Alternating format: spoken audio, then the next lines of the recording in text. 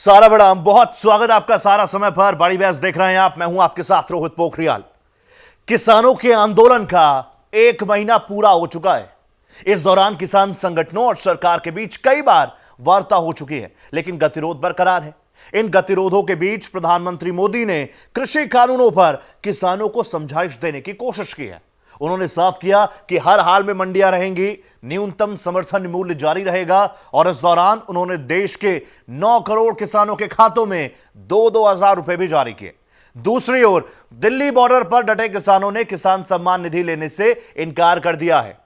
उन्होंने एक बार फिर से कृषि कानूनों को रद्द करने की मांग दोहराई है। इस मुद्दे पर विपक्ष भी मोदी सरकार पर हमलावर है। विपक्ष का आरोप है कि किसान सम्मान निधि के रूप में 18,000 करोड़ रुपयों की राशि किसानों के खातों में ट्रांसफर कर दी गई है। देश के दूसरे क्षेत्रों में आंदोलन की आग न फैले, इसकी कोशिश लगातार हो रही है। किसानों को एक बार फिर से कृषि मंत्री यानी नरेंद्र सिंह तोमर ने आग्रह किया है कि वो अपना आंदोलन समाप्त करें, सरकार के साथ बैठकर बात करें। उन्होंने उम्मीद व्यक्त की है कि किसान कृषि कानून में उनके लिए जो सहूलियतें दी गई हैं वो उसे समझेंगे। तोमर ने कहा कि लंबे समय से एमएसपी बढ़ाने की मांग किसानों ने की थी, जिसे मौजूदा सरकार यानी बीजेपी की सरकार ने पूरा किया है।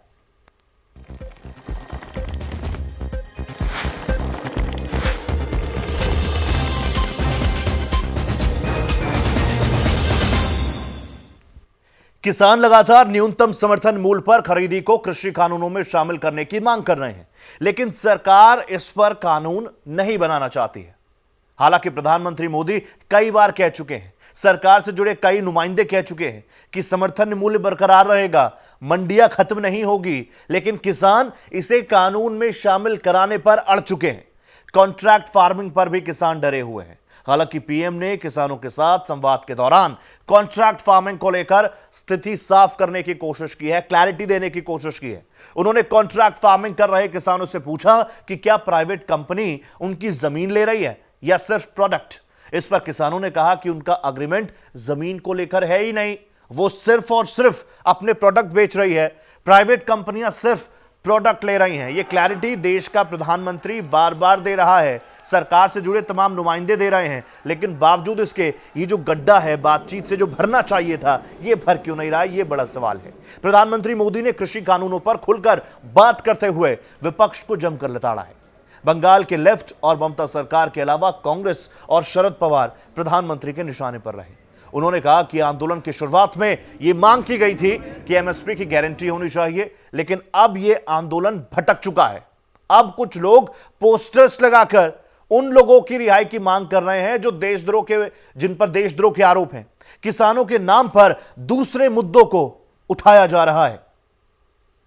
मैं आज फिर एक बार नम्रता के साथ उन लोगों को भी जो हमारे घोर विरोध करने पर तुले हुए, उनको भी कहता हूं, मैं नम्रता के साथ कहता हूं, हमारी सरकार किसान हित में उनसे भी बात करने के लिए तैयार है, लेकिन बात मुद्दों पर होगी, तर्क और तथ्यों पर होगी। बहुत धन्यवाद। तो देश के प्रधानमंत्री नरेंद्र मोदी को आपने सुना, कोशिश कर रहे हैं कि लगातार क्लैरिटी जाए, क्योंकि देश का किसान ऐसे सड़कों पर तो बिल्कुल शोभा नहीं देता। तो वहीं दिल्ली के महरौली में गृह मंत्री अमित शाह ने विपक्ष पर जमकर प्रहार किया। उन्होंने कहा कि विपक्ष के पास कोई मुद्दा नहीं है, इसलिए एमएसपी पर किसानों के बीच भ्रम फैलाया जा रहा है, जबकि मोदी सरकार ने एमएसपी को 1.5 गुना बढ़ा दिया है। उन्होंने कहा कि मोदी सरकार ने जहां अपने दोनों कार्यकाल मिलाकर करीब 90,000 करोड़ रुपए किसानों का कर्ज माफ किया, तो वहीं किसानों के कर्ज माफी का दावा करने वाली कांग्रेस ने अपने कार्यकाल में यानी 10 सालों में सिर्फ 60,000 करोड़ रुपए माफ किए थे। तो वहीं कांग्रेस ने किसानों के मुद्दे पर सरकार से कई सवाल पूछे। एमएसपी की बात करते हैं। मैं आज किसान भाइयों को, देश भर के किसान भाइयों को कहना चाहता हूं, विपक्ष के नेताओं के पास कोई मुद्दा नहीं, एक कोरा झूठ फैला रहे हैं कि एमएसपी बंद होने वाली है। प्रधानमंत्री ने स्पष्ट कर दिया है, आज मैं फिर से स्पष्ट करना चाहता हूं किसानों के सामने, एमएसपी थी, है और हमेशा के लिए रहने वाली। आप दूर से सरकारी कोष से, सरकारी खजाना से 18,000 करोड़ रुपया आप बांटते हो और कहते हो कि ये आपकी सरकार की सबसे बड़ा किसानों के ऊपर दया है। ये कोई दया है? आप जाके देखो, ये हजारों की तादाद में ये पैसा किसानों की जेब में नहीं जाते, बीच में बिचौलिया पूरे जिंदा है। मोदी जी, बिचौलिया की चलते आप कहते हैं कि सीधे खाते में पैसा जाते हैं, नहीं जाते। हजारों किसान अभी भी वंचित होते हैं, उनके नाम पे तो जाते हैं आपके खाते से, लेकिन चले जाते हैं बिचौलिया से।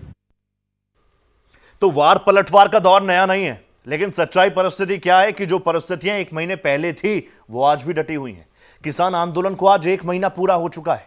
इस पर लगातार हम बात कर रहे हैं, विचार विमर्श कर रहे हैं, क्योंकि चर्चा होना बहुत जरूरी है स्वस्थ लोकतंत्र में, और इसी के लिए हम ये प्रोग्राम लेकर आए हैं।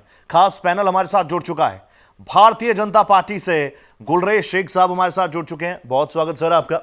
इसके साथ साथ कांग्रेस का रुख रखने के लिए रिटायर्ड विंग कमांडर अनुमा आचार्य हमारे साथ जुड़ चुके हैं, बहुत स्वागत मैडम आपका। किसान नेता मटरू नागर स्टूडियो में मेरे साथ मौजूद, बहुत स्वागत। और इसके साथ साथ डॉक्टर वीरपाल सिंह कृषि अर्थशास्त्री हमारे साथ जुड़ चुके हैं नोएडा स्टूडियो से, आप सभी का बहुत स्वागत है। सबसे पहले रुख मैं गुलरेज शेख साहब का करना चाहूंगा। गुलरेज, लगातार हम बात करते हैं, सबसे आखिरी में मैं आपके पास आता हूं क्योंकि आप सत्ता में हैं, लेकिन आज सबसे पहले आपसे मैं इस शो का इंट्रोडक्शन करवा रहा हूं। गुलरेज, आज प्रधानमंत्री नरेंद्र मोदी ने जो बातें रखी, आज देश के गृह मंत्री अमित शाह ने जो बातें रखी, देश के रक्षा मंत्री ने जो बातें रखी, उसके बाद आपको लगता है कि जो भ्रम लगातार पहले दिन से बीजेपी कह रही है उसमें कमी आएगी? नहीं, भ्रम कह नहीं रही भारतीय जनता पार्टी, भ्रम फैलाया जा रहा है। अब देखिए, आपने कल ही बरसों ही चित्र देखे, कल ही देखा आपने कि तथाकथित रूप से 2 करोड़ सिग्नेचर्स लेकर राहुल गांधी जी जाते हैं राष्ट्रपति महोदय के पास। ये राहुल गांधी वही है जो वायनाड से सांसद है। वायनाड आता केरला में तो मंडी एक्ट ही नहीं है, केरला में एमएसपी नहीं मिल रहा, केरला में मंडी की व्यवस्था नहीं है। तो इन्होंने आज तक ये बात कही क्या कि केरल में मंडी एक्ट लाया जाए, केरल के किसानों को जो है वह मंडी के हिसाब से एमएसपी दी जाए? ये लोग बात नहीं करते हैं, ये केवल प्रेस कॉन्फ्रेंस करते हैं, ये भ्रम फैलाते हैं और ये पूरा भ्रम जाल है। देखिए, प्रधानमंत्री जी ने चाहे अरुणाचल के किसान से बात की हो, चाहे आंध्र प्रदेश के की हो, या फिर हरियाणा के की हो, मध्य प्रदेश की हो, उसमें सभी विषयों पर किसानों से ही बात की है, जो बताते हैं कि कॉन्ट्रैक्ट फार्मिंग कैसे होती है। और आप बताएं, आज प्रधानमंत्री जी ने कॉन्ट्रैक्ट फार्मिंग को भी पूरी तरह से साफ रूप से बताया कि इसके क्या क्या लाभ है। इसमें जमीन कहीं नहीं, जमीन का सौदा हो ही नहीं सकता, संभव ही नहीं है, लीगल नहीं है। यहाँ तक कि किसान की फसल यदि कम क्वालिटी की भी उगती है तो जो आपने एग्रीमेंट किया है वह उसको कीमत देनी होगी। जो एग्रीमेंट करता है वह उससे अनुबंधन तोड़ नहीं सकता, लेकिन किसान तोड़ सकता है। किसान को इस चीज की भी स्वेच्छा दी है, स्वतंत्रता दी है। तो आप ये देखिए कि सशक्तिकरण जब किसान का किया जा रहा है, जब किसान को आर्थिक लाभ दिए जा रहे हैं, जब किसान को उन्मुक्त किया जा रहा है कि किस प्रकार से अपने निर्णय ले सके, तो क्यों ये लोग बाधाएं बनाते हैं? आपको समझना होगा कि जिस प्रकार से अलग अलग राज्यों से लोग आए हैं, कौन से राज्यों से आए हैं? उन्हीं राज्यों से आए हैं जहां कांग्रेस और दूसरे दल मजबूत हैं या उनकी सरकारें हैं। पंजाब में भी कैप्टन अमरिंदर सिंह, जो कि बार बार झूठ बोलते हैं, ये वही अमरिंदर सिंह है ना जो जुलाई में 2016 में कह रहे थे कि हम अकालियों ने जो रिलायंस एग्रो इंडस्ट्री को हम लोग लाए थे पंजाब में, उनको कैंसिल नहीं करते। तो यानी गुलरेज जी, आज के संबोधन के बाद क्लैरिटी हो गई होगी। बताइए रोहित, थोड़ा मैं कांग्रेस की प्रवक्ता महोदया बैठी हुई है, इनसे मैं पूछना चाहता हूँ। गुलरेज जी, मैं तो पहले रिएक्शन आप लोगों से लेना चाहता हूँ, यानी आज के बाद कुछ क्लैरिटी, कुछ बेहतरी जरूर हुई होगी। और अंबानी के आलू बेचते थे। लफ्फाजी हद होती है ना, लोगों को मूर्ख बना रहे, भोले भाले किसानों को कोरोना किसानों की बात लगातार गुलरेज शेख साहब ने कई अच्छी चीजें भी इनवाई। किसान नेता मटरू नागर साहब बहुत ध्यान से सुन रहे थे। कुछ क्लैरिटी, कुछ बदलाव लगता है आपको आज? क्योंकि आपसे तो हम लगातार चर्चा कर रहे हैं नागर साहब, कल भी आप आए थे, कल भी हमने चर्चा की थी, सार्थक चर्चा की थी। आज प्रधानमंत्री नरेंद्र मोदी ने जो संबोधन दिया, उसके बाद जिस भ्रम की स्थिति में किसान है, जो बातें लगातार आ रही हैं, वो भ्रमजाल टूटता हुआ नजर आ रहा है क्या? सर रोहित भाई, मैं आपके माध्यम से बता दूं, भ्रमजाल ना तो कभी किसान भ्रम में था, ना ये भ्रमजाल है, और मोदी जी की हर बात से हर किसान वाकिफ रखता है। ठीक है। बहुत बहुत धन्यवाद। किसान निधि में आज इन्होंने 2-2 हज़ार रुपये दिए, बहुत अच्छी बात है। मैं सरकार के नुमाइंदों से ये पूछना चाहता हूँ जी, जैसे पूरा कानून इन्होंने नया खड़ा कर दिया, बिल्कुल शांति मन से, ठीक, पूरा कानून, पूरा स्ट्रक्चर एक इन्होंने नया खड़ा कर दिया। साहब, जब पूरा कानून ही हम हमारे लिए दे रहे हो, चलो हमारे भले के लिए दे रहे हो, और पूरा स्ट्रक्चर नया दे रहे हो, साहब एमएसपी ही पुरानी क्यों? एमएसपी पर दोबारा सोचकर और एमएसपी को ऐसे ही कानून क्यों नहीं बना देते? इतनी सी तो मांग है। ठीक है, हम हर मोदी जी की हर बात को समर्थन कर रहे हैं, आपके माध्यम से कर रहे हैं, ठीक हर है, बात मानेंगे मोदी इस जी पे की, और छोटा सा कल जवाब कोई दे दें रास्ता गुलरेज से। निकलेगा भी, एक एमएसपी पे हमको संतुष्ट कर दें। हाँ गुलरेज जी 10 सेकंड में इसका जवाब दीजिए। कि ये स्टेट सब्जेक्ट है या सेंट्रल सब्जेक्ट नहीं है। मटरू जी, आप समझने की कोशिश करें। आपके राज्य यदि चाहते हैं तो राज्य में बनवा लें। तो सर बिल्कुल आप उत्तर प्रदेश से करवा दीजिए घोषणा। नहीं, आप ये बताइए, आप पंजाब में करवा दीजिए। देखिए, आप नहीं, हम तो बीजेपी से ही तो कह सकते हैं गुरेज जी। और बता दूं, हमें उम्मीद भी मोदी जी से ही है बस, और मोदी जी के बाद भी उम्मीद नहीं है हमें। अगर बीजेपी का भी दूसरा प्रधानमंत्री बन गया, हमें एमएसपी मिल जाएगी। ये मैं बिल्कुल क्लियर कर दूं नेशनल चैनल के माध्यम से, मोदी जी से ही उम्मीद थी और मोदी जी से ही उम्मीद है। और ये भी मैं श्योर कर दूं, मोदी जी ही एमएसपी देंगे इस किसान को, और किसी की ताकत नहीं। ठीक है, ये अच्छी बात है, ये अच्छी बात है। ठीक है, अब अपने इस प्रोग्राम के दायरे को थोड़ा खोलते हैं। कांग्रेस का रुख करेंगे, उसके बाद फिर मैं डॉक्टर वीरपाल जी के पास जाऊंगा। रिटायर्ड विंग कमांडर अनुमा हमारे साथ जुड़ी हुई हैं। Anuma, first of all thank you, आप आई यहाँ पर, क्योंकि बात हम किसानों की कर रहे हैं। जय जवान जय किसान हम मानते भी हैं और सेंटिमेंट सबके जुड़े हुए हैं। 30 दिनों से 1 महीना आज हो चुका है और आज प्रधानमंत्री नरेंद्र मोदी ने क्लैरिटी देने की कोशिश की है। आरोप लगातार ये लगाए जा रहे हैं कि आप भ्रमजाल की स्थिति बना रही हैं। आप विपक्ष में हैं, आपको विरोध करना है, इसी बात का विरोध है, आपको कोई सरोकार नहीं है किसान से।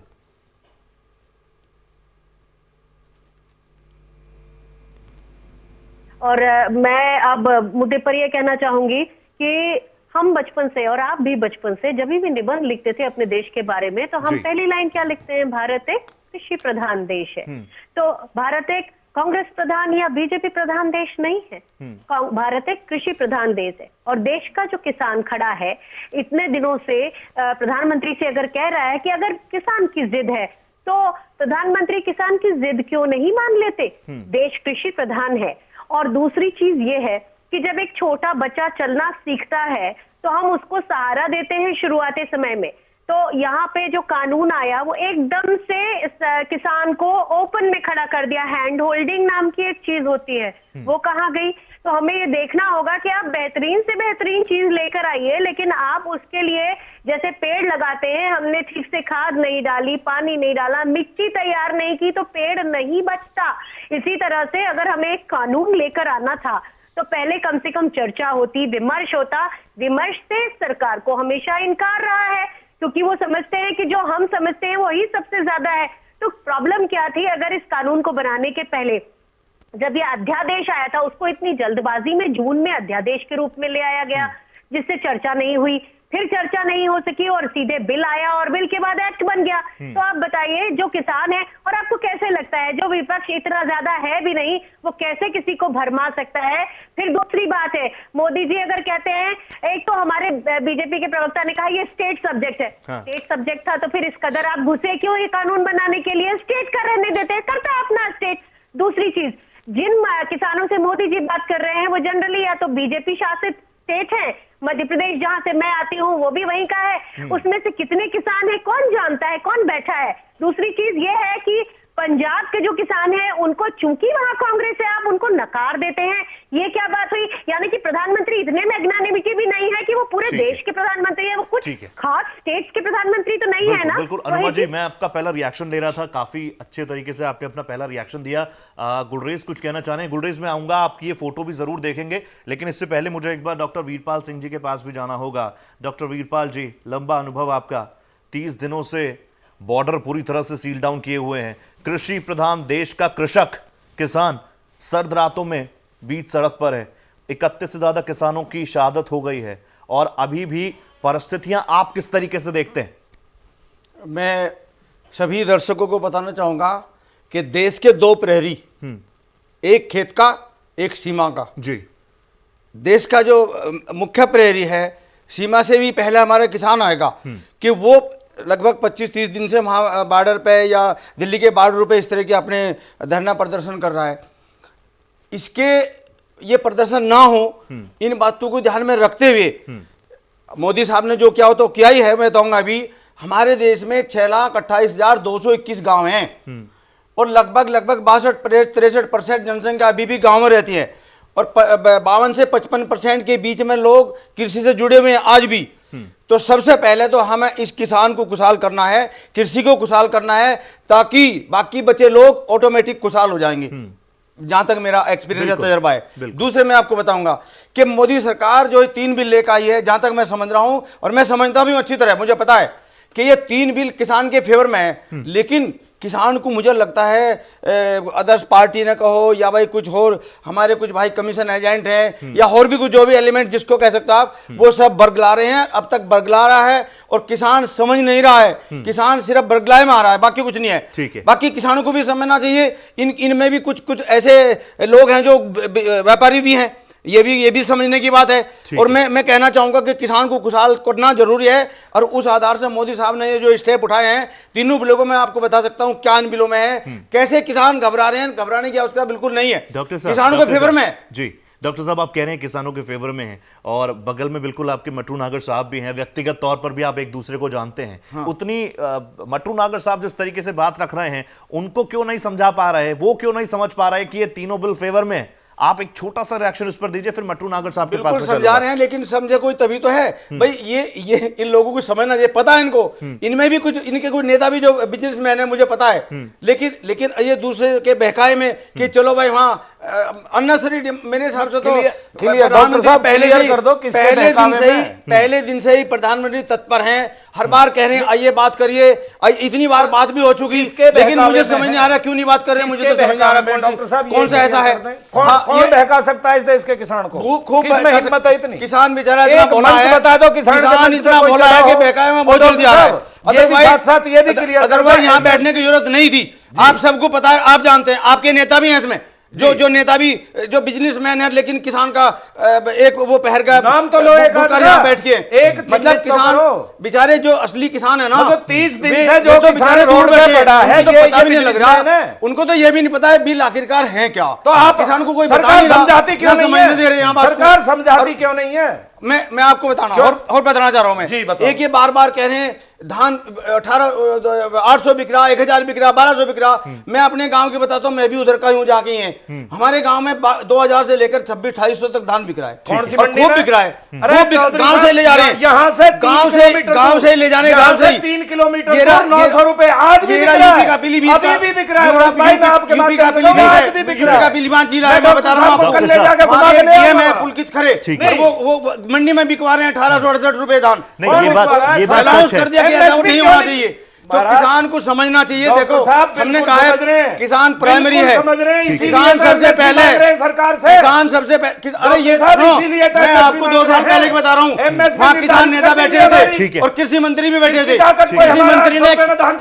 कृषि मंत्री ने किसान नेता से पूछा, भाई नेताजी बताइए आप किसानों के लिए क्या होना चाहिए? अरे साहब कुछ नहीं, सब ठीक है, सब अच्छा चल रहा है। ठीक है डॉक्टर साहब, मैं वही मौके पर बता दूंगा, आपको नाम बता दूंगा। 10 से 15 सेकंड का रिएक्शन मैं मट्टू नागर साहब से लेना चाहता हूं। मट्टू नागर साहब, पूरा देश किसानों के साथ खड़ा है और एक बात हम भी इस बात को जानते हैं, पूरी देश इस बात को जानता है कि एमएसपी घोषित होना और सारी फसलों का एमएसपी पे खरीदा जाना, ये 2 अलग अलग चीजें हैं। जी, 2 अलग अलग चीज है।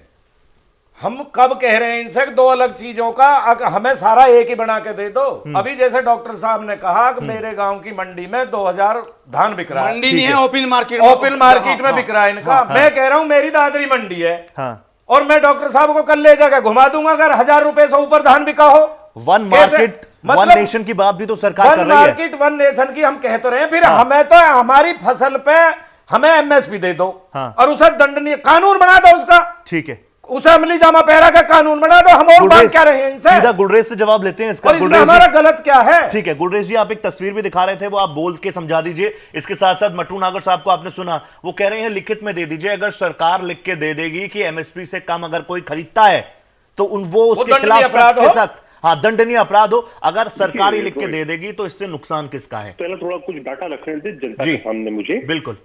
मुझे लगता है मटरू जी भी सुनेंगे ध्यान से उस चीज को। जहां तक बात दंडनीय अपराध करने की बात है, जो सिविल नेचर के ऑफेंस होते हैं उसको क्रिमिनलाइज करना कितना समाज के लिए खराब होता है, अर्थव्यवस्था के लिए खराब होता है और प्रत्येक व्यक्ति के लिए खराब होता है, यह आप किसी विधि विद्वान से भी पूछेंगे तो आपको बताएंगे। तो आप कोशिश कर रहे हैं कि सिविल ऑफेंस को क्रिमिनलाइज कर दिया जाए, ये दुनिया में कहीं नहीं होता है, ना होना चाहिए। दूसरी बात हमको ये भी समझना चाहिए, अभी मंडी में कितने में धान बिक रही है, इसके ऊपर संवाद चल रहा था दोनों महानुभावों के बीच में। तो आप ही समझिए कि एक बोल रहे हैं कि 1000, दूसरे बोल रहे हैं 2000। तो यदि एमएसपी का सिस्टम उतना ही कारगर होता तो ऐसे संवाद कभी नहीं होते। दूसरी बात, एमएसपी मात्र 6% किसानों को लाभ दे रही है, 94% भारत के किसान इससे दूर है। वह क्यों है, यह भी हमको विमर्श करना चाहिए। फिर तीसरी बात एक और स्मरण रहे कि भारत जो है वह दुनिया का दूसरे नंबर का सबसे बड़ा कृषि का उत्पादक है, लेकिन केवल 10% हमारा किसान एक्सपोर्ट कर पाता है। जबकि कोई छोटे से छोटे देश को उठा के देख ले, 40% प्रोडक्ट जो है एग्री प्रोडक्ट वो एक्सपोर्ट हो जाता है। तो हम क्यों नहीं कर पा रहे? क्योंकि प्रोसेसिंग प्लांट्स नहीं है भारत में।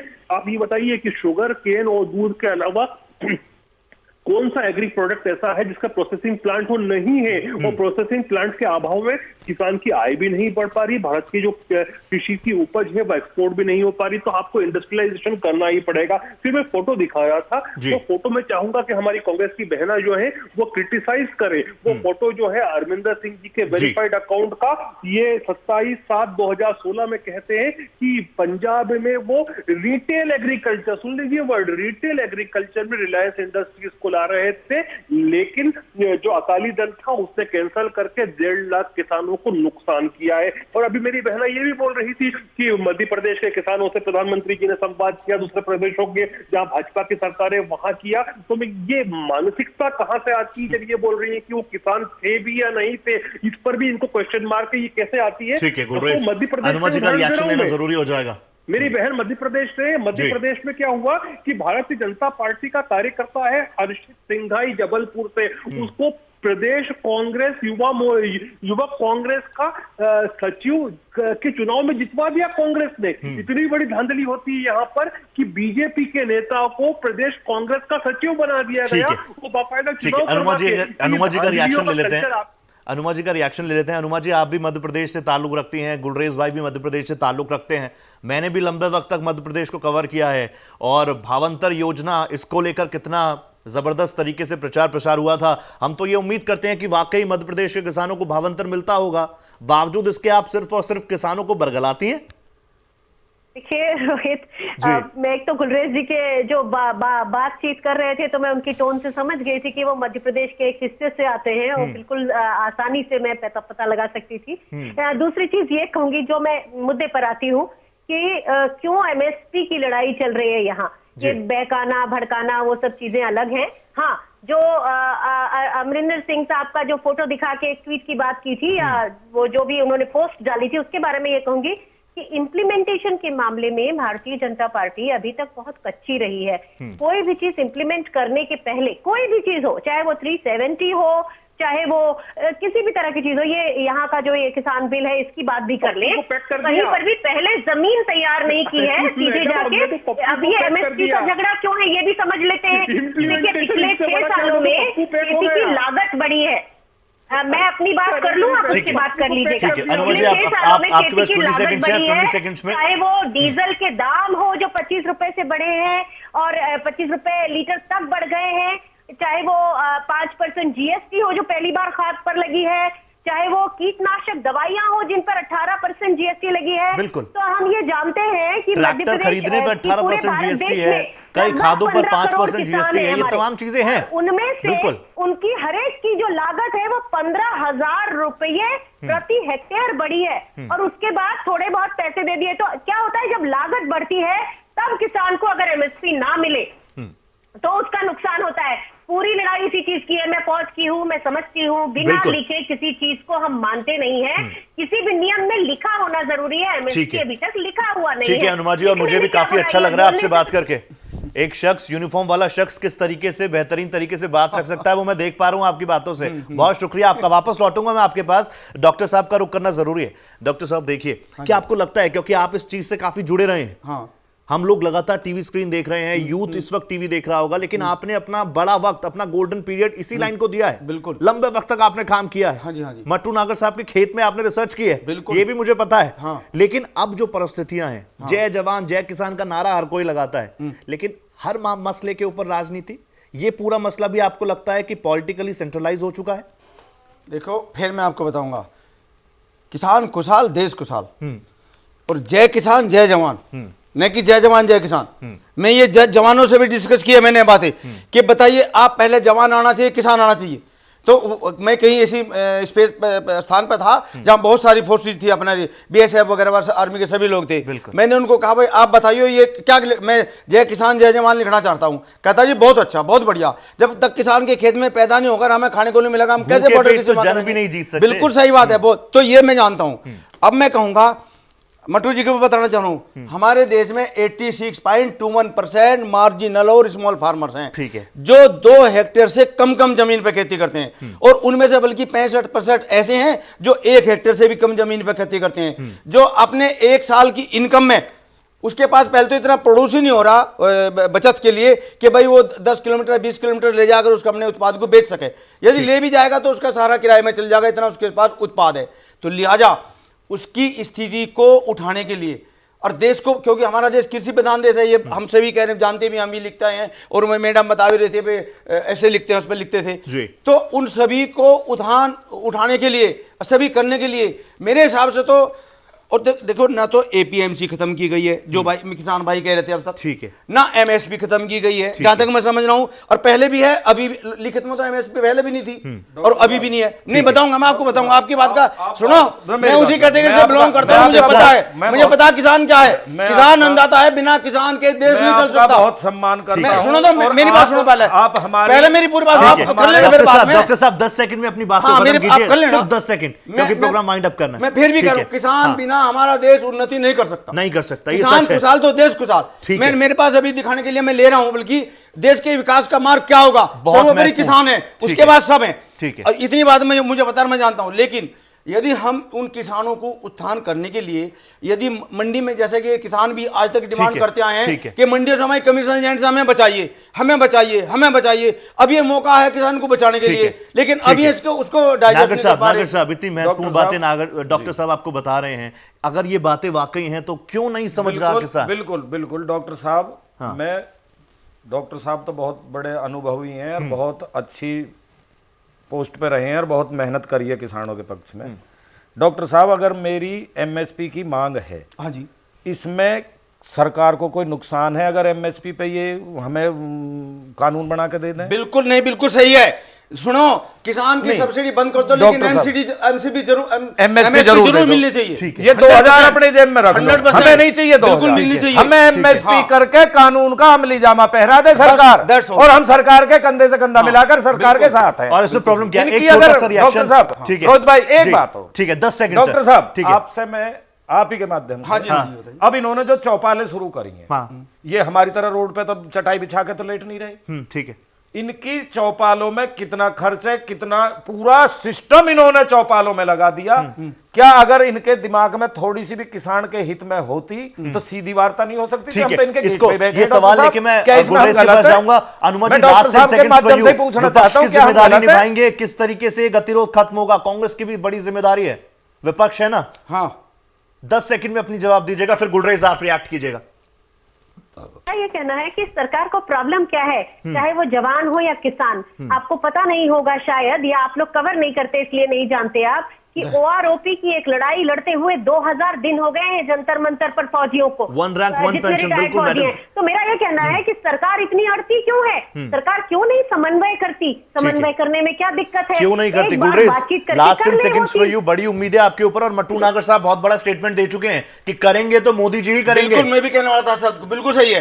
कांग्रेस को तो उम्मीद है, रखा नहीं इन्होंने, बिल्कुल कांग्रेस ने गुलरेज का एक छोटा सा रिएक्शन लेते हैं, मुझे प्रोग्राम वाइंड अप करना है। गुलरेज जो मैडम कह रही हैं कि सरकार संवाद नहीं कर रही, 5 बार हमने संवाद किया है, 6ठी बार गृह मंत्री ने किया है और आज प्रधानमंत्री जी ने भी कहा है इंक्लूडिंग विपक्ष को कि आपको भी जो संवाद करना हो हमारी बाहें खुली है, गले लगा के संवाद करेंगे। लेकिन मैडम एक बात कह रही थी कि इम्प्लीमेंटेशन हमारा सही नहीं है, तो पप्पू को तो हमने पैक करके घर भेज दिया। ठीक है, thank you Gulrez, thank you so much. वक्त की थोड़ी पाबंदी है, बहुत शुक्रिया गुलरेज आपका, बहुत बहुत धन्यवाद। बहुत शुक्रिया मट्टू नागर साहब आपका, बहुत शुक्रिया अनुमा आचार्य। फिर मुलाकात होगी, फिर बात करेंगे, बहुत जबरदस्त तरीके से आप बात रखती हैं। और बहुत शुक्रिया डॉक्टर साहब आपका, आप लोग आए, आपकी बातों में आपका अनुभव नजर आता है। फिलहाल निष्कर्ष सिर्फ इतना, चाहे जय जवान जय किसान कह लीजिए, चाहे जय किसान जय जवान कह लीजिए, ये दोनों भारत की आत्मा हैं और इन्हें बिल्कुल हर किसी को बरकरार रखना है। इनकी रेस्पेक्ट पे कहीं पे भी आंच नहीं आने देनी है। यही निष्कर्ष बड़ी बहस का। फिलहाल एक बहुत छोटा सा अंतराल, खबरों का दौर लगातार जारी है। सारा